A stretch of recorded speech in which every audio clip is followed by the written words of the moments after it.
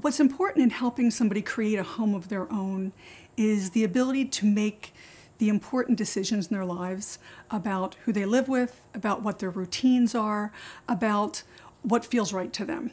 The foods, the smells, the kind of fabric softener you use in your laundry, what time you get up, what show you watch when you come home, the really basic things that we often take for granted that are so important to all of us.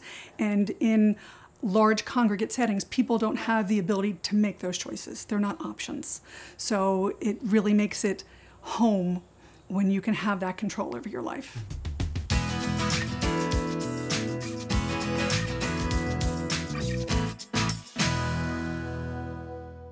The Community Living Education Project assists families of people with developmental disabilities who want to explore the possibility of their loved one living in a community environment.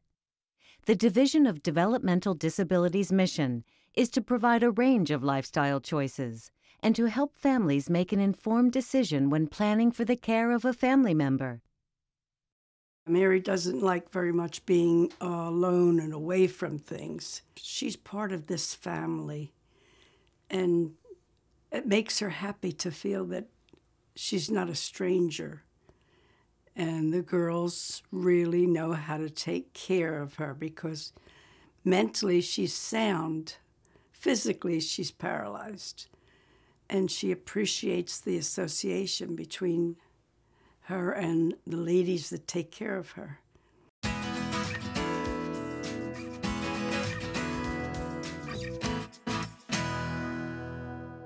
Housing is selected and developed to allow individuals to remain in their homes, even as they age. Houses are made accessible and are matched to the needs of the individual. There are various types of housing settings and options available throughout New Jersey. Individuals can have up to 3 other housemates, for a total of 4 people per home. Some homes are co-ed, some are all male or all female. Families have their choice. Each individual always has his or her own bedroom, is encouraged to decorate and furnish it as they like, and is given assistance in doing so. All religious preferences are honored. Kitchens are set up to create a comfortable environment for daily meals, according to the needs of those who live there. Agency staff members are responsible for preparing meals, and when possible, residents assist. Bathrooms are designed based on needs and may have lower countertops, roll-in shower, and shower chairs. Cleaning and transportation services are also provided by staff members.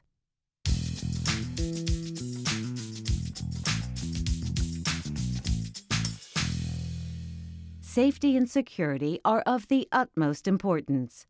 After moving in, each person will continue to be followed by the New Jersey Division of Developmental Disabilities, or DDD. The DDD will continue to follow up on the individual at intervals of 30, 60, 90, and 180 days, 1 year, 2 years, and 3 years. After 3 years, the DDD Regional Community Office will continue to monitor the individual's quality of life and the home environment. Each provider is screened and qualified by the DDD to provide services according to need, and every year, each home is inspected and monitored by the DDD's licensing department. As a family member, you can be as involved as you wish in planning before the transition as well as after the transition. You are not financially responsible at any time for your family member. If you have questions or concerns, there is always someone to contact. The entire team, including DDD Community Case Manager, the provider, and sometimes staff from the Developmental Center will work together with the family to address any issues that may arise.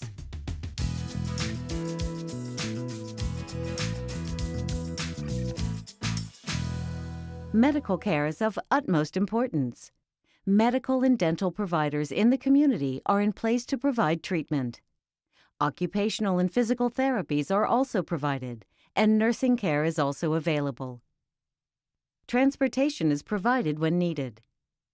Frequently, when we plan for transitions for people moving from developmental centers, they often have a whole list of behavioral issues that they have while they're living in the developmental centers. And we plan for those contingencies, and often what we find when they move in is that we don't see those problems. And it's not because we have a magic wand, but it's typically because there are fewer stressors, there's fewer people in their environment, there's more control, there's a greater ability to communicate on whatever their level is so that needs can be addressed without having to go to a more extreme form of communication, which is what sometimes behavior is. Staff members are trained to administer medications, special diets, and treatments. All provider agencies have protocols to handle any medical and behavioral emergencies.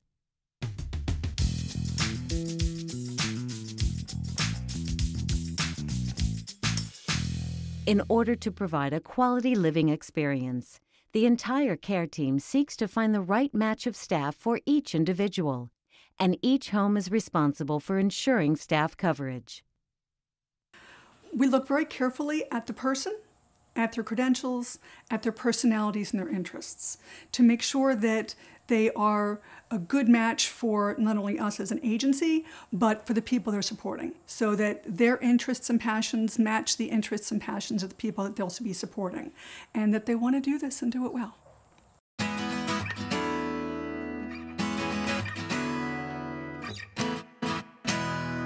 The Essential Lifestyle Plan is a process and a document that tries to capture what's most important to a person, both the things that are important to them as well as the things that are important for them.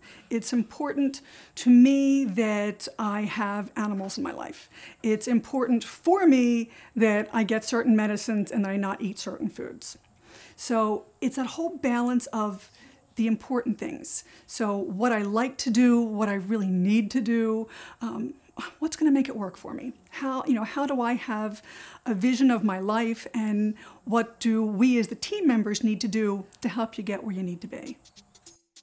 By definition, a community is a group of individuals who have some things in common, as well as unique qualities that make each person an individual. Your family member can achieve a quality life, living in a community setting with a support system built around his or her individual needs. The transition does not happen overnight. It is done very carefully to make sure that all support is in place. It begins by taking the first step, and we're here to help. Explore the possibilities. Talk to someone who has experienced a successful transition, and visit a community setting. Contact the Community Living Education Project at 1-800-500-0448 or visit us on the web at the address shown on your screen.